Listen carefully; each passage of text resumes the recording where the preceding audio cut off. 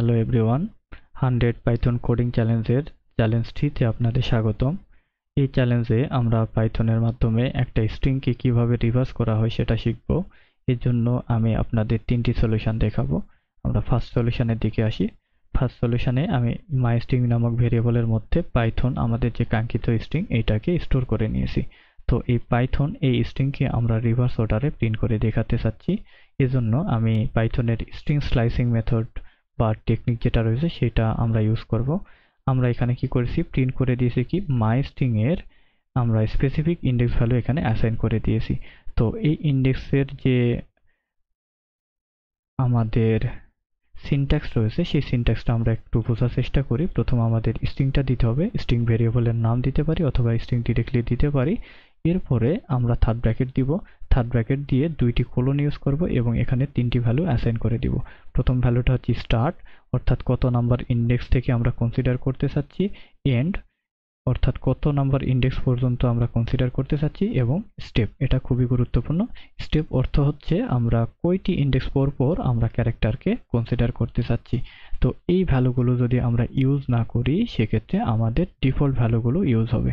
সে আমরা স্টার্টিং ভ্যালুটাও এখানে অ্যাসাইন করলাম না, এন্ডিং ভ্যালুটাও অ্যাসাইন করলাম না, এবং স্টেপ ভ্যালুটাও অ্যাসাইন করলাম না। সেক্ষেত্রে আমরা যদি পাইথনকে আমাদের স্ট্রিং হিসেবে কনসিডার করি সেক্ষেত্রে কি হবে, এর পাইথনের 0তম ইন্ডেক্স ভ্যালুকে স্টার্টিং পয়েন্ট হিসেবে কনসিডার করবে।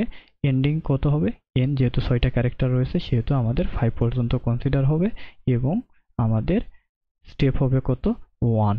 অর্থাৎ আলটিমেটলি আমাদের স্টার্টিং, এন্ডিং এবং স্টেপ হিসেবে আমাদের যে পাইথন রয়েছে এই পাইথনটাই প্রিন্ট করতো।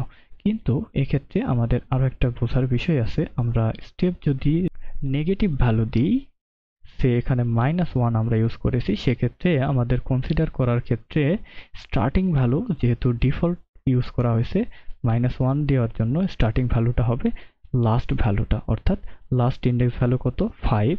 সো -1 দেওয়ার জন্য আমাদের কি হবে, 5 থেকে শুরু হবে এবং এন্ডিং হবে হচ্ছে কত, 0, এবং রিভার্স অর্ডারে কনসিডার করা হবে। সো প্রথমে কনসিডার করবে n, সো n প্রিন্ট হবে, তারপরে ও, তারপরে এইচ, তারপরে টি, তারপরে ওয়াই, তারপরে পি। অর্থাৎ আলটিমেটলি আমাদের এখানে -1 দেওয়ার মাধ্যমে কি হবে, আমাদের যে পাইথন স্ট্রিং রয়েছে এটা রিভার্স অর্ডারে সাজানো হয়ে যাবে। তো আমি এটা একটু রান করে দেখি। এখানে আমরা দেখতে পাচ্ছি পাইথনকে রিভার্স অর্ডারে প্রিন্ট করে দেখাইছে। ওকে, সেকেন্ড সলিউশনে আমাদের বিশেষ কোনো পরিবর্তন নেই, এখানে শুধুমাত্র একটা পরিবর্তন করেছি, সেটা হচ্ছে কি মাইস্ট্রিং এর মধ্যে পাইথন রেখে দিয়েছি এবং আলাদা একটা ভেরিয়েবল ডিক্লেয়ার করেছি রিভার্স স্ট্রিং। এর মধ্যে আমরা প্রথমে যে স্ট্রিং রিভার্স অর্ডারে সাজালাম সেটাকে স্টোর করছি। তো এর সুবিধা কি, আমরা যখন কোনো একটা প্রোগ্রাম লিখব এবং প্রোগ্রামে আমাদের রিভার্স স্ট্রিংটা বারবার ইউজ করার প্রয়োজন পড়বে, সেক্ষেত্রে আমরা একটা ভেরিয়েবল ডিক্লেয়ার করলে আমাদের আলাদা করে এটা লেখার প্রয়োজন পড়ছে না। ওকে, এটা হচ্ছে আমাদের সেকেন্ড সলিউশন। আমরা এটাও একটু রান করে দেখি রিভার্স অর্ডারে এখানে প্রিন্ট করে কিনা, এবং এখানে প্রিন্ট করছে। তো এটা আমাদের সেকেন্ড সলিউশন, এটা আমি কমেন্ট করছি। আমরা থার্ড সলিউশনের দিকে আসি। আমাদের অপশন 3 যেটা রয়েছে, অপশন 3 এটা সচরাচর আমরা ইউজ করি না, তারপরেও এইটাও আমাদের খুব পারফেক্টলি কাজ করে। ওকে,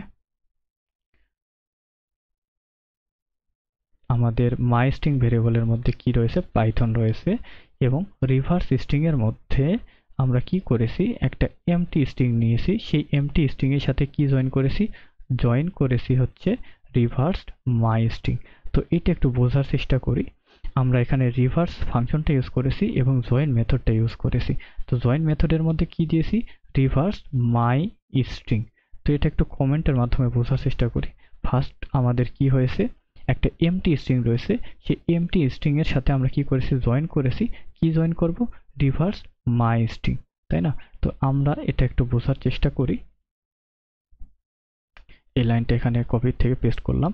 রিভার্স মাই স্ট্রিং এইটা কি করবে, আমাদের যে মাই স্ট্রিং রয়েছে পাইথন, এটাকে রিভার্স অর্ডারে সাজাবে। কিভাবে, একটা লিস্ট আকারে সাজাবে।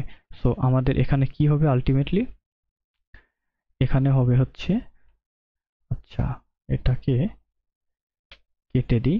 প্রথমে হবে n, এটা স্টোর হবে, দেন আমাদের স্টোর হবে হচ্ছে ও, তারপরে স্টোর হবে হচ্ছে h,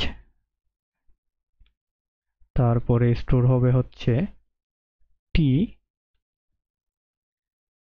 তারপরে হবে y, তারপরে হবে p। ওকে, রিভার্সড মাই স্ট্রিং এই ফাংশনের মাধ্যমে আমাদের একটা লিস্ট ক্রিয়েট হবে। এই লিস্টের আউটপুটগুলো কিভাবে সাজানো থাকবে?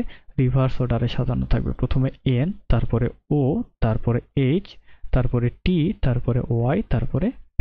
ওকে, তারপরে আমাদের জয়েন যে মেথড রয়েছে, এই জয়েন মেথড কি করবে? আমাদের এমটি স্ট্রিং এর সাথে এই যে লিস্টের এলিমেন্টগুলো রয়েছে এই এলিমেন্টগুলোকে একসাথে জুড়ে দিবে। অর্থাৎ আমাদের কি হবে, যে এমটি স্ট্রিং ছিল, কমেন্ট করি, যে এমটি স্ট্রিং ছিল, এই স্ট্রিং এর মধ্যে আমাদের এই যে জয়েন মেথড রয়েছে ডট জয়েন, এটা আলটিমেটলি কি করে দিবে?